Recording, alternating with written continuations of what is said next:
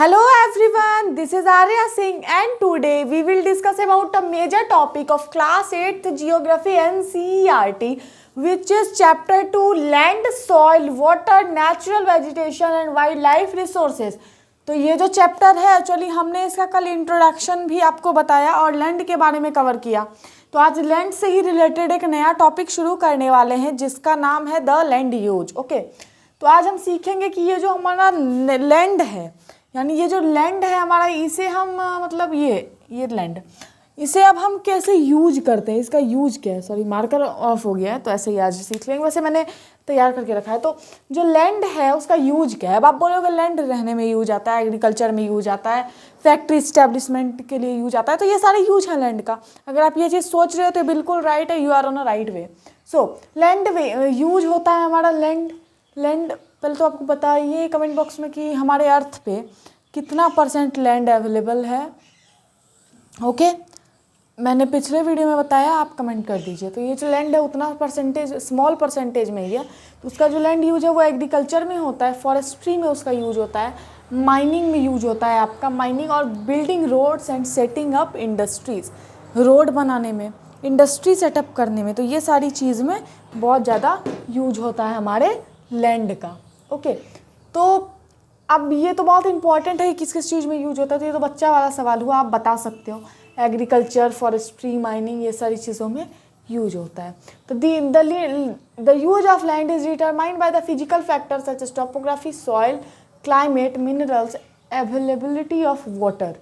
जैसे अगर बात करें कि जो लैंड है उसको हम यूज करेंगे तो ये उसके फिजिकल फैक्टर जैसे टोपोग्राफी, सॉइल, क्लाइमेट, मिनरल्स और अवेलेबिलिटी ऑफ वाटर पे निर्भर करता है। जैसे आप बोलोगे कैसे, ये सारे फिजिकल फैक्टर। मैंने बोला कि आप कभी कभी आपने बात करते सुना होगा कि एक ज़मीन लेना है घर बनाने के लिए। तो ये ज़मीन जो लेना है घर बनाने के लिए उसमें सब चीज़ होना चाहिए ना। वो जो ज़मीन हो उपजाऊ होनी चाहिए। जैसे हम फूल वगैरह लगाएं तो वो अच्छे से हो जाए। यहाँ तक कि वहाँ वाटर होना चाहिए पानी पीने के लिए। यहाँ तक कि वहाँ पे बलुआई ज़मीन नहीं होनी चाहिए। ये सारी चीज़ें देखी जाती है। तो उसी हिसाब से कोई चीज़ बनाने से पहले तो आपने क्या क्या देखा, आपने सॉइल की क्वालिटी को देखा ना, टोपोग्राफी देखा, सॉइल की क्वालिटी को भी देखा, क्लाइमेट नहीं देखा यहाँ पे, ये वाटर तो देखा ही। ये 3 चीज़ तो हमने देखा ही, 2 चीज़ नहीं देखे। अब क्लाइमेट भी देख ही लेंगे। अब आप बर्फ़ वाले जगह पे तो घर बनाओगे नहीं ना, रहना है आपको एक स्पेसिफिक जगह पे, तो इस चीज़ पे निर्भर करता है। ओके, चलिए, तो ये फिजिकल फैक्टर्स हो गए। 2 फैक्टर्स में लैंड को यूज निर्भर करता है। पहला तो फिजिकल फैक्टर, दूसरा आता है ह्यूमन फैक्टर। ह्यूमन फैक्टर में आ जाता है आपका पॉपुलेशन और टेक्नोलॉजी और also determine of the land use pattern.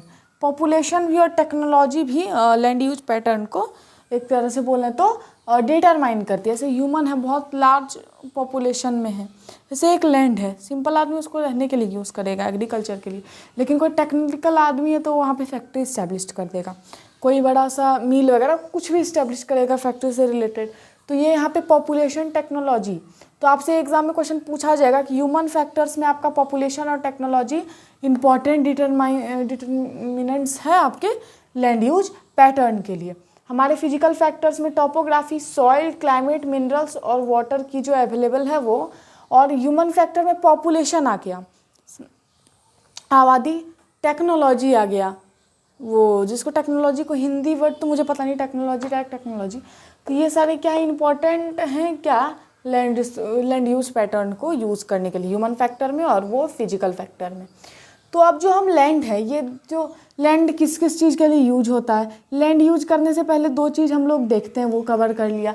तो अब लैंड जो है उसे हम क्लासीफाई करते हैं ऑनरशिप के बेसिस पे, ठीक है। वो आता है एक हमारा प्राइवेट, दूसरा कम्युनिटी। तो ये प्राइवेट है, ये कम्युनिटी है। तो प्राइवेट लैंड क्या होता है। अब आप बोलोगे प्राइवेट स्कूल के बारे में आपने सुना होगा, प्राइवेट स्कूल और गवर्नमेंट स्कूल। तो वैसे ही जो प्राइवेट स्कूल होता है यानी प्राइवेट लैंड होता है ना, ये ओन्ड बाय होता है इंडिविजुअल के द्वारा, यानी मेरे नाम पे ज़मीन है तो इस पर पूरा मेरा हक है, मैं ही इस पर काम कर सकती हूँ, उसे हम प्राइवेट लैंड बोलते हैं। जबकि जो कम्युनिटी लैंड होता है वो एक कम्युनिटी के द्वारा यूज किया जाता है, जिसे हम कॉमन प्रॉपर्टी लैंड भी बोलते हैं। इसे आप सरकारी ज़मीन भी बोल सकते हो। बहुत ज़्यादा कॉमन प्रॉपर्टी लैंड जो कम्युनिटी के द्वारा ड्राइव किया जाता है। जैसे अगर कोई गवर्नमेंट लैंड है तो उस पर तो मेरा या आपका हक तो है नहीं, पूरी सोसाइटी का हक होगा ना, तो उसे हम कॉमन प्रॉपर्टी लैंड यानी कम्युनिटी लैंड बोलते हैं। कम्युनिटी के द्वारा उसको ड्राइव किया जाता है और प्राइवेट लैंड को इंडिविजुअल के द्वारा, जैसे कॉमन प्रॉपर्टी लैंड भी बोलते हैं। बहुत इंपॉर्टेंट है, ध्यान रखना है। तो ये चीज़ तो हो गया, लेकिन आजकल जो ये हो रहा है ना, कम्युनिटी लैंड को लोग बहुत चीज़ के लिए यूज़ कर रहे हैं। जैसे the type of land is different from place to place, जो लैंड का टाइप है वो डिफरेंट होगा प्लेस टू प्लेस। अब बात करें यहाँ बिहार का लैंड, बिहार छोड़िए, गंगा के किनारे की जो लैंड होगी वो बहुत ज़्यादा फर्टाइल होगी, फर्टाइल होगी, वहाँ पे बहुत ज़्यादा क्रॉप होगा। लेकिन अगर आप राजस्थान का ज़मीन देख लो तो वहाँ पे उतना अच्छा है नहीं। तो टाइप ऑफ लैंड क्या है, हर जगह डिफरेंट डिफरेंट है ना। तो जो पीपल है वो स्टार्ट कर रहे हैं encroaching the common land to build commercial area, housing complex in urban and agriculture expand in rural areas. आजकल क्या हो रहा है, जिनके पास कम ज़मीन है या फिर ज़मीन नहीं है तो वो क्या कर रहे हैं, सिंपली जो कॉमन लैंड है उसमें कॉमर्शियल एरिया बिल्डअप कर रहे हैं। आपने देखा होगा कि रोड के किनारे किनारे कहीं जाते हैं तो कहीं पान का दुकान होता है, कहीं छोटा सा दुकान होता है, तो क्या वो उनकी ज़मीन होती है? नहीं, वो कॉमन प्रॉपर्टी लैंड होता है, वो बिजनेस के लिए यानी अपने कॉमर्शियल एरिया वहाँ पे बिल्डअप वो कर लेते हैं। मेले वगैरह में आपने देखा होगा रोड के किनारे कितने लोग बैठ के कोई भी चीज़ सेल करते हैं, तो वो एक कॉमर्शियल सेटअप बिल्डअप वो वहाँ पे करके बेच रहे हैं, लेकिन वो क्या है, कॉमन प्रॉपर्टी लैंड है। ठीक है, वहाँ पे कम्युनिटी का हक है, उनका भी हक है, आपका भी हक है, मेरा भी हक है, तो सबका है, तो यूज वो करते हैं। कम्युनिटी लैंड को कम्युनिटी के द्वारा ड्राइव किया जाता है, याद रखना। तो जब पीपल है वो इंक्रोच कर रहे हैं यानी यूज कर रहे हैं कॉमन लैंड को कमर्शियल एरिया के लिए, हाउसिंग कॉम्प्लेक्स। अब जिनके पास घर नहीं है वो छोटा सा किनारे में कोई भी चीज़ से बांस वगैरह का यूज करके बना लेते हैं, तो हाउसिंग कॉम्प्लेक्स हो रहा है धीरे धीरे अर्बन एरियाज़ में। ठीक है, अर्बन एरियाज़ में हो रहा है हमारा हाउसिंग कॉम्प्लेक्स। और जो एग्रीकल्चर एक्सपेंड है ये रूरल एरिया में हो रहा है। एग्रीकल्चर एक्सपेंड किसको कहते हैं, लैंड है ना, चलिए ये इतना सा लैंड है, ये भी लैंड है, लेकिन यहाँ पे फॉरेस्ट था और ये हमारा कवर था पूरा। हमने यहाँ एग्रीकल्चर किया और इसको भी पूरा क्लीन करके यहाँ पे भी अपना एग्रीकल्चर सेटअप बसा दिया। अब हमारा एग्रीकल्चर इतने दूर में होता है, तो ये हो जाता है। तो इसके चलते हाउसिंग कॉम्प्लेक्स हो रहा है अर्बन एरियाज़ में, और बहुत एग्रीकल्चर एक्सपेंड हमारा रूरल एरिया में हो रहा है। तो इसके चलते लैंड स्लाइड आ रहा है, सॉइल इरोजन आ रहा है, डिजर्टिफिकेशन आ रहा है और लैंड डिग्रेडेशन आ रहा है। अब जैसे एग्रीकल्चर के लिए पेड़ उखाड़ेंगे, पेड़ हटाएंगे, फॉरेस्ट हटाएंगे, वो सॉइल को पकड़ता है, तो सॉइल वहाँ से इरोजन तो होगा ही, उसके बाद लैंड स्लाइड कर जाएगा, दो चीज़ तो ही हो गया। अब सॉइल इरोजन होते होते डिजर्टिफिकेशन हो जाएगा और लैंड डिग्रेडेशन, और लैंड स्लाइड तो एक ही है, लैंड डिग्रेड कर जाएगा, पूरा बर्बाद हो जाएगा। तो इस चीज़ को थोड़ा बचाना है, ठीक है। इसे कंजर्वेशन ऑफ लैंड हम अगले वीडियो में देखने वाले हैं। Land use pattern also reflect the cultural change in the society. जो लैंड यूज पैटर्न है एक कल्चरल चेंज भी लाता है हमारे सोसाइटी में। कोई लैंड का यूज, जैसे आप एग्रीकल्चर के लिए कर रहे हो, आप आज कर रहे हो, कल दूसरे को आइडिया है नहीं हम वो कर रहे हैं तो हमें भी करना चाहिए, तो वो भी स्टार्ट करेंगे, तो उनके कल्चर को किया ना, मतलब एक तरह से इफेक्ट।